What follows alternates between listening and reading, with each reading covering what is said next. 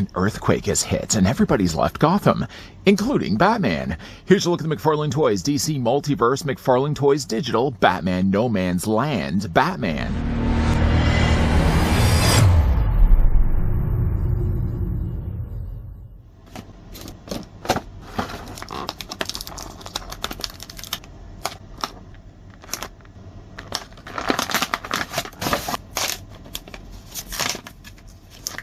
Following an earthquake, Gotham becomes a war zone. It's up to Batman and his allies to restore law and order in one of the Dark Knight's greatest epics. Batman better hurry and come back. Joker's already buying signs that say Jokerville. Before that, we get a closer look at the Batman No Man's Land Batman. What we're going to do first, as we always tend to do here when we start out these reviews, is I'm going to take this tape measure of mine. Some have asked, whereabouts did I buy this tape measure? The answer to that is Amazon. You can buy everything off of Amazon. As the tape measure is about to tell us, though, Batman from No Man's Land stands at 7¼ inches in height. That's including the rather tall points that he has on the tops of his cowl. Or it's going to also translate to a figure that's 18½ centimeters tall. Oh, did Batman do something new to his body? No. No, in fact, actually, it's the same Batman body as the Nightfall Batman. So if you're already then familiar with this look of the mold, then you'll pretty much be familiar as well with this Batman. This is, though, the first time that he's borrowed that body. Bringing some other examples as well. Here's the Silver Age release of him. It's all the same. It's also as well the same when we bring in Detective Comics number 587 Batman. This had that really weird thing where you could pop off the cloth cape and swap it out with a molded cape instead. Let's change out maybe the molds just a little bit. A much bigger looking Batman. Here's Batman Year 2. Yeah, it's the strange one, though, that Batman does have obviously a little gun on the front of his body. That's accurate to the comics. So, before you start looking at that, thinking, hey, Batman doesn't do that. Batman did do that at least at one point. Here's also as well Batman from Rebirth. Technically, yeah, it's using still the same body. One Batman body, though, that is completely different, as we've already discussed, with his rather short arms. I mean, here in the back, obviously, is No Man's Land Batman. Off to the side over here is the Silver Age release. There's the Batman Year 2. Of course, we have to also bring in Batman from Year 1. No Man's Land tells the tale of Gotham City and its citizens experiencing an earthquake with a magnitude of 7.6. The U.S. government then enforces that the citizens of Gotham City have to evacuate the city, and to prevent any strayers from wandering back into the city streets, they blow up the bridges. Does kind of sound a little bit like Batman Begins, doesn't it? Of course, the only thing that really is get left off here is Scarecrow and his fear toxin. Of course, then the criminals take over and it basically becomes just a war zone. And it's what's funny, though, about that is that Batman comes included with cards. No, that's not really necessarily the funny thing. I do actually like the artwork on the front of the card. What's weird, though, is on the back of the card, the only mention that they make of this, it says, following an earthquake, Gotham becomes a war zone, and it's up to Batman and his allies to restore law and order in one of Dark Knight's greatest epics. What it actually fails to mention, though, the card that is that Bruce Wayne actually leaves this city, to the point where actually even Commissioner Gordon loses faith that Batman may never come back. It's actually at that time, I'm just going to reach off to the side here, that Huntress actually steps up to plate and actually poses as Batgirl at one point to deal with the criminals that are taking over the city. Joker wants to turn the place into Joker City. Penguin's even getting in there as well. But yet the card makes no mention of that. It's really actually quite very generic. Let's move that off to the side. I don't know why I felt the need to bring in Huntress. Just the fact that she was actually getting just her to stand. She was actually making the majority of the story. I feel like they should have made some mention of that on the back of the card. With all that, let's actually move her out of the way. The other thing that he also comes included with, though, is the McFarlane Toys digital card. Oh, I'm sure you already are familiar with these. If you're not, though, you can go to www.mtd.gg to download the McFarlane Toys digital viewer app for your Mac or PC. Scratch the above, which is what I'm about to do. And then you can also then redeem the code. First, you have to create an account and log in. Click the redeem code at the top left corner of the screen and follow the instructions in the pop-up window. Now, I'm not going to do all the things of telling you to go to the site. I'm not going to do this on my screen. I don't have like an imaginary screen right here. But what I will do, though, I'm going to take my knife here, and we're just going to scratch away. Now, feel free. Use the code if you like. You don't have to necessarily even say, if you were the one that were lucky enough to redeem the code. I wouldn't want pitchforks and torches chased after you. But yeah, there's the code. Feel free to use it if you'd like. Moving off to the side, though, Batman does also come included with a display stand. The stand, being that it is McFarlane Toys Digital, does all the things that normal stands would do, other than it just now includes, though, the logo down below. this, I guess, hexagonal. Is that a hexagonal? 1, 2, 3, 4, 5, 6. Hexagonal. Shaped McFarlane Toys logo. And of course, you got McFarlane Toys digital right next to it. Nothing really at all changes. So, of course, it still has the peg. It plugs into either one of Batman's boots. I'm not going to waste a whole lot of time talking about that or showing that. Those that have already collected DC Multiverse figures already know that's part of the territory. What's also part of the territory, it seems, for Batman is that figure does have some swappable hands.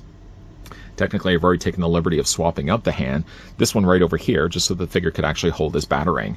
These hands, as well as the hands that he has right now, are in fact mirror copies to what the Dark Knight, or the Nightfall Batman.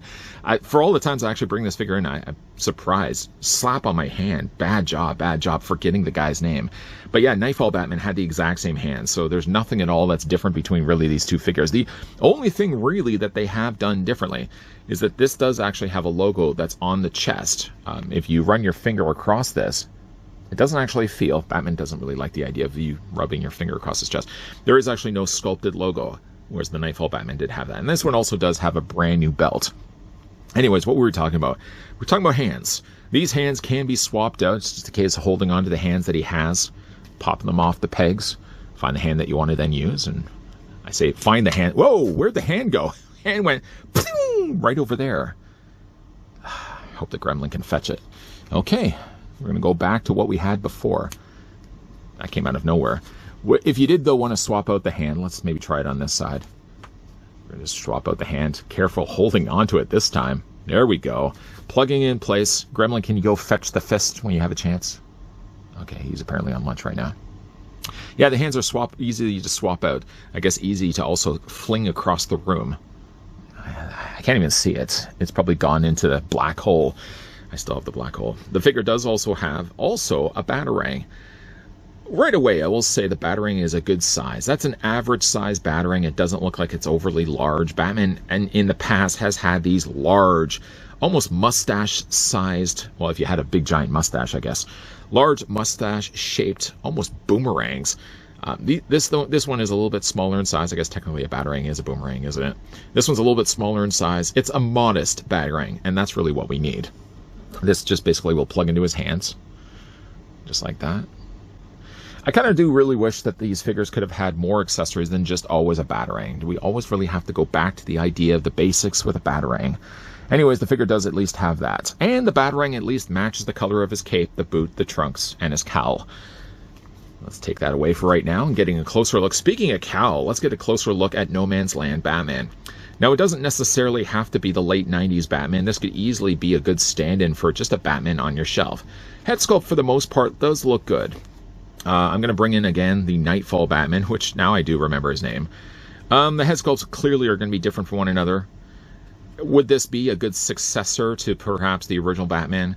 I don't know. I still think that the Dark Knight might do things a little bit better. I mean, this one has a little bit longer of a face. I will say one thing that does kind of take a little away from this Batman. I can't help but look at this and feel like the face or the skin tone, maybe they didn't need a second coat of paint. It almost does look like it's a little lighter on the side here, lighter down by the chin, and it's noticeably lighter as it gets closer to the cowl.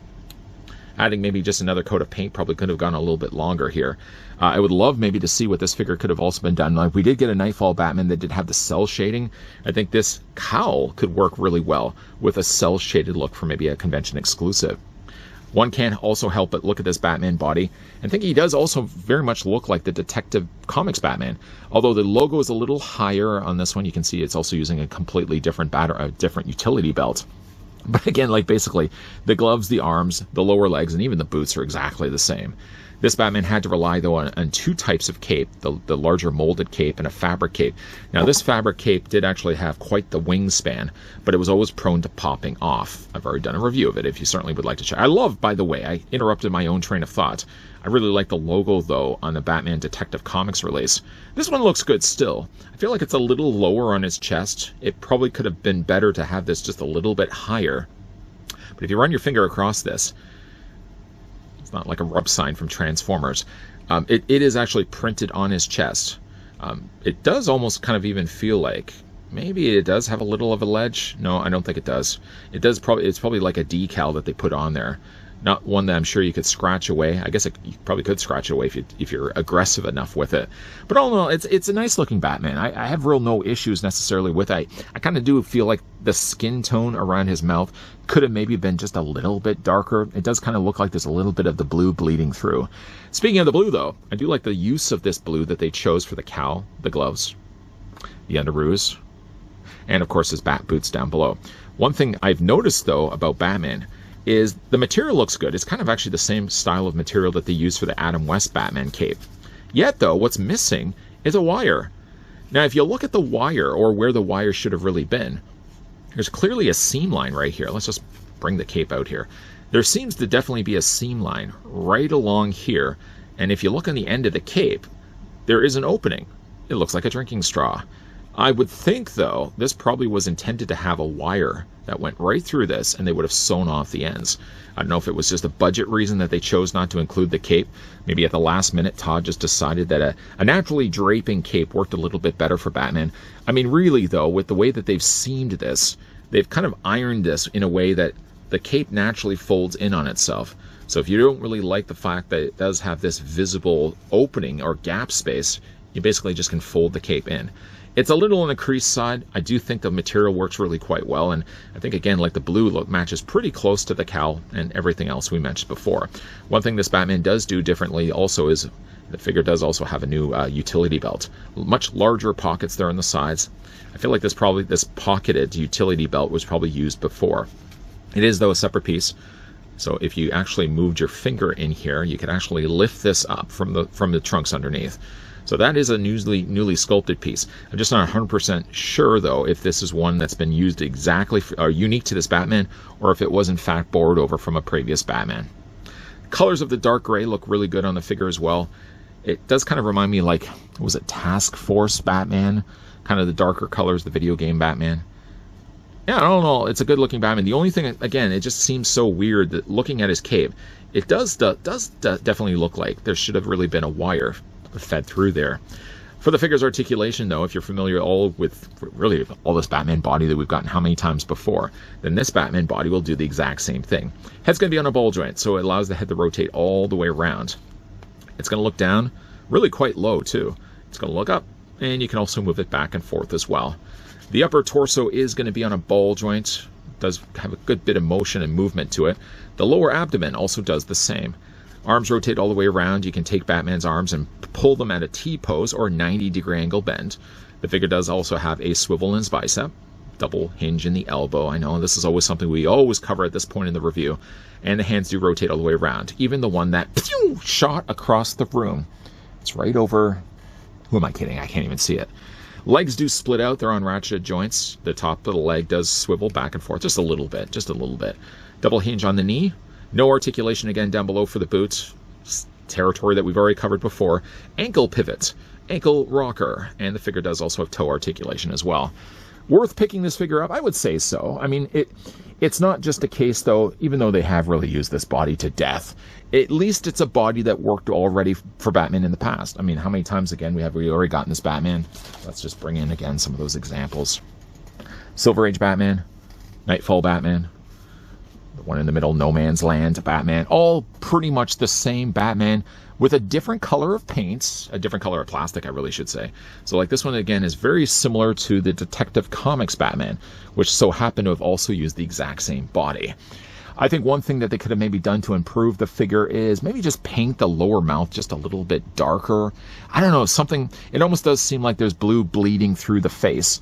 And I think it probably could have been a little bit darker. One thing, though, I really think could work well with using this head sculpt is maybe release another version of this guy where they could have had the shadowing all across the front of his face where around his eyes would be. A cel-shaded version, at least of the cowl, would work really well, I think, with this new mold of the head sculpt. Well, again, it's still pretty much the same Batman body. I don't necessarily even feel that, looking at this, it reminds me of No Man's Land Batman. I mean, again, like this is No Man's Land Batman. Does it look a lot like him? I feel like maybe the ears are a little too long. The body, I suppose, is pretty close. I think actually the Batman symbol is just a little bit different also. But I think it's just a good stand-in Batman. Like if you have been looking for Batmans, and maybe you have had like the Nightfall Batman, and you just wanted to really have an upgrade to that, I think what we're now getting with No Man's Land is a good successor to that. My only one real thing, though, is looking at it. I don't know why they left the wire off. Unless maybe they just had planned to do that the whole time, deliberately adding, though, a seam line, a sew line, so that it just finished the cape. So it didn't really necessarily have to have a wire. But I feel like looking at it, and especially seeing the hole on the ends, I feel like a wire was always really intended. For one reason or another, they chose to scrap it.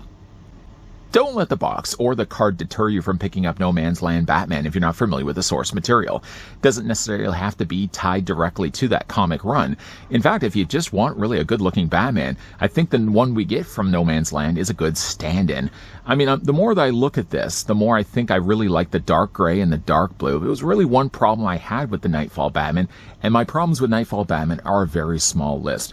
Maybe just being a darker gray could have really helped that figure. A darker blue could have also really worked as well.